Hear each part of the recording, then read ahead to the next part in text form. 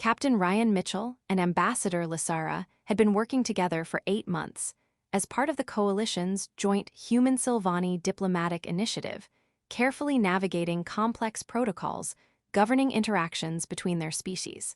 The Sylvani were ancient and powerful, distinctive pointed ears, skin that shifted through luminous colors, but also deeply traditional.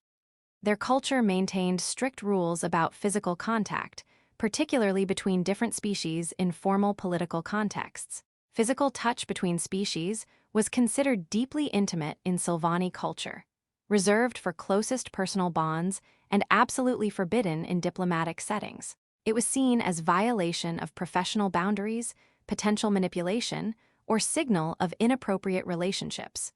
Ryan had learned these protocols through months of careful training. He knew Sylvani diplomats maintained careful physical distance, that even accidental contact required formal apology, that intentional touch in political contexts would be scandalous. But he'd also learned, through 8 months working closely with Liss, to read her emotional states through color shifts most Sylvani carefully controlled in public. He knew when her skin flickered with suppressed anxiety despite calm diplomatic voice, when it darkened with fatigue she wouldn't admit, when it showed colors suggesting she was isolated even in crowded chambers.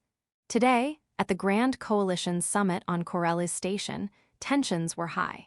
The summit was meant to finalize trade agreements and security protocols, but underlying conflicts threatened to collapse everything.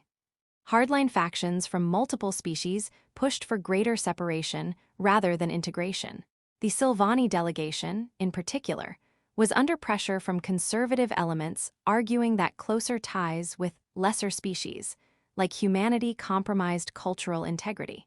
Ambassador Lissara had been defending the integration framework for hours, facing hostile questions from her own people about why she advocated for relationships with species that don't understand proper boundaries. Ryan watched from his position in the human delegation as Liss's skin shifted through colors he'd learned to recognize.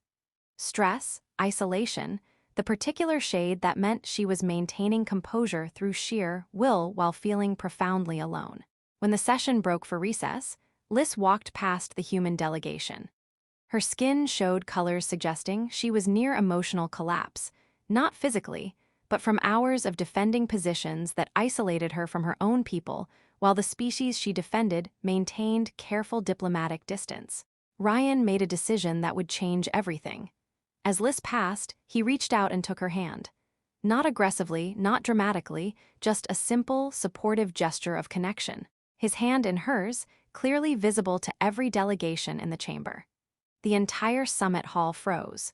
Hundreds of beings from dozens of species watched a human touch a Sylvani in full view of political leadership. The violation was so profound that for several heartbeats, no one knew how to react.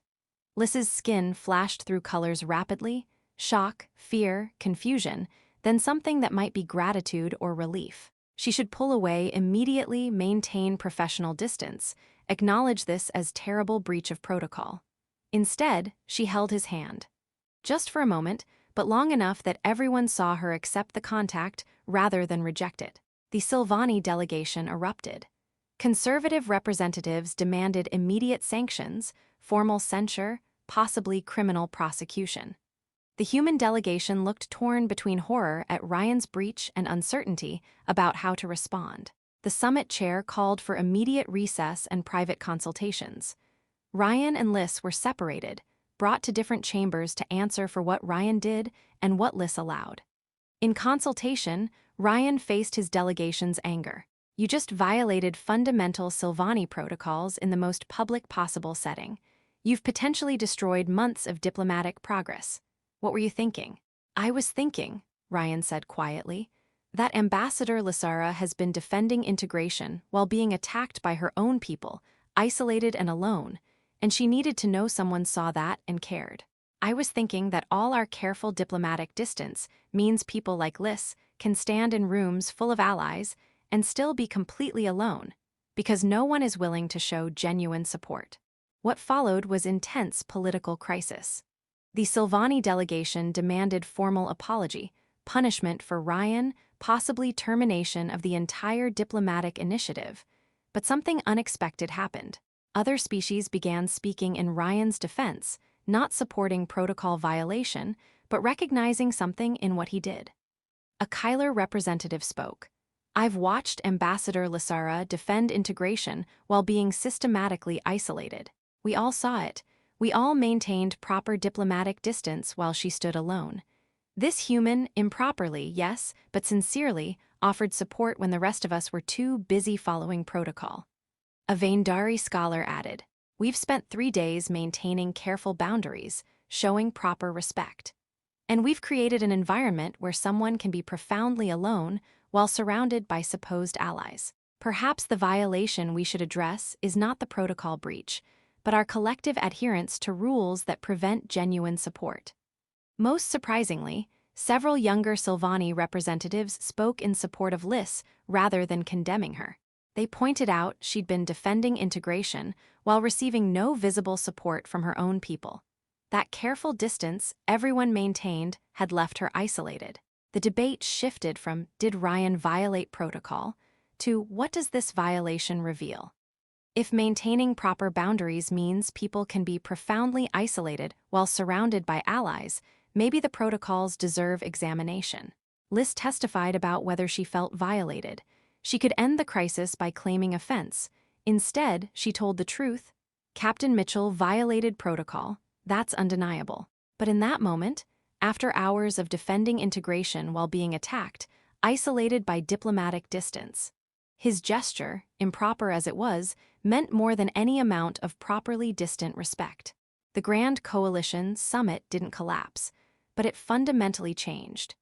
The incident became catalyst for examining whether diplomatic protocols designed to prevent offense had evolved into barriers preventing genuine alliance. Final summit resolutions included unprecedented acknowledgement that diplomatic protocols, while important, should not create isolation. That genuine alliance requires more than avoiding improper contact. It requires willingness to show support even when navigating complex cultural boundaries. Ryan faced formal censure for violating protocol, symbolic punishment, acknowledging he broke rules while recognizing his intent was support rather than offense. 6 months later, coalition protocols included new frameworks for supportive contact in political contexts. Guidelines acknowledging different species have different boundaries while creating space for genuine connection rather than just proper distance. When reporters asked Ryan about the moment that sparked galactic controversy, he gave his honest answer. "Ambassador Lissara was isolated despite being surrounded by allies because we were too busy maintaining proper distance. I violated protocol to offer support, which was improper but necessary.